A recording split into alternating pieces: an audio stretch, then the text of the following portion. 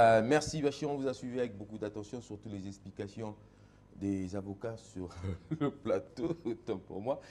Professeur Sitek, vous avez sûrement suivi cette histoire de Laurent Gbagbo à la CPI. Les juges disent qu'il n'y a pas d'argent.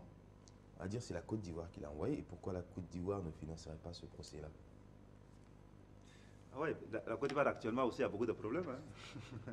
Tout le monde a besoin d'argent en Côte d'Ivoire, donc sûrement quand même de ce côté-là, je pense que le robinet est un peu fermé, hein. Non, écoutez, bon, en tout cas, moi, je voulais déjà saluer le courage de Maître Kadi, Josette. C'est quand même extrêmement intéressant d'avoir une panafricaniste, hein, une forte dame comme ça qui est derrière Blé Goudé, et je voudrais lui apporter tout le soutien. Écoutez, moi je ne suis pas allé à La Haye. D'ailleurs, je ne pense même pas m'y rendre là-bas. Vous savez, il y avait des gens même qui m'ont écrit pour dire qu'il y avait des postes, je pouvais postuler puisque j'étais juriste, tout ça, tout ça.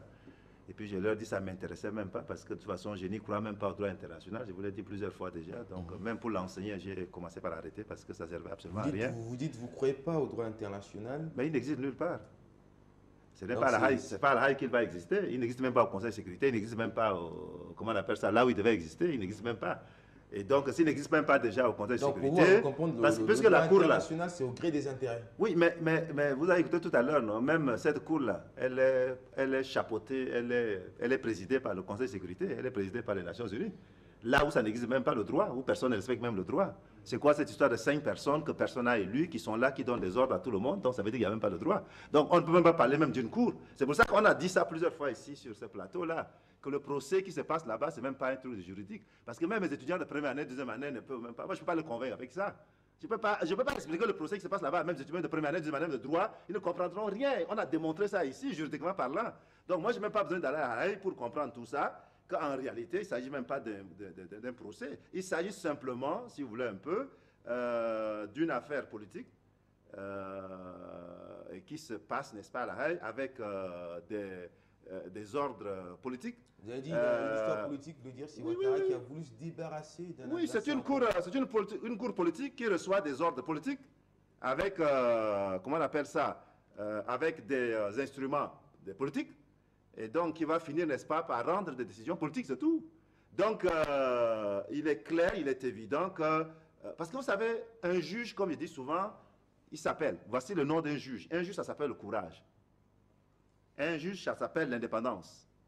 Un juge, ça s'appelle l'impartialité, etc., etc. Or, tout ce que je cite là, il n'y en a pas.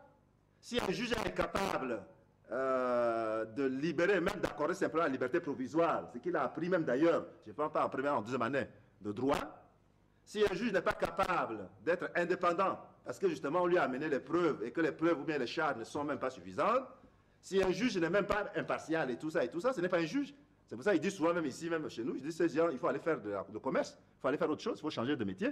Donc, ces juges-là, moi, souvent quand je les regarde, j'ai envie simplement de dormir, parce que de toutes les façons, bon, de toute façon, ils sont dans leur rôle. Comme je vous ai dit, c'est un procès politique, avec des instruments politiques. Même le calendrier, même l'agenda, il est politique. C'est pour ça que ça obéit à un calendrier politique, ça obéit à un agenda politique. Ça n'obéit à rien de droit. Oui. Les parents, ils ont déjà fait 5 ans, ils vont encore prendre 4 ans, ça va faire 9 ans, parce que ça n'obéit à rien, ça n'obéit qu'à un calendrier politique. Donc, et Sarkozy, Sarkozy était là. Oui, mais c'est le procès de Sarkozy.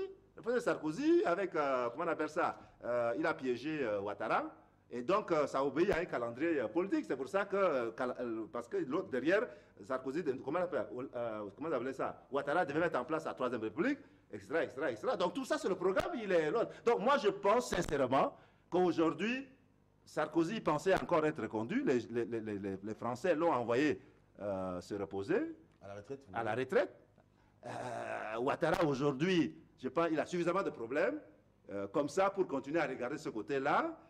Soro ou qui, là, je pense qu'ils ont tellement misé sur ce projet parce que c'est aussi des commerçants et ils pensent que ça va les aider, mais ils sont en train de rendre compte également que vraiment, ils ne vont pas avoir leur investissement. Va pas aboutir. Et donc, je pense que les gens sont en train de se retirer les uns après les autres parce qu'ils se rendent compte finalement que c'est un projet qui n'a plus d'intérêt. Voilà. Monsieur Kamalo, c'est vrai qu'à la Louvre va se procès. Monsieur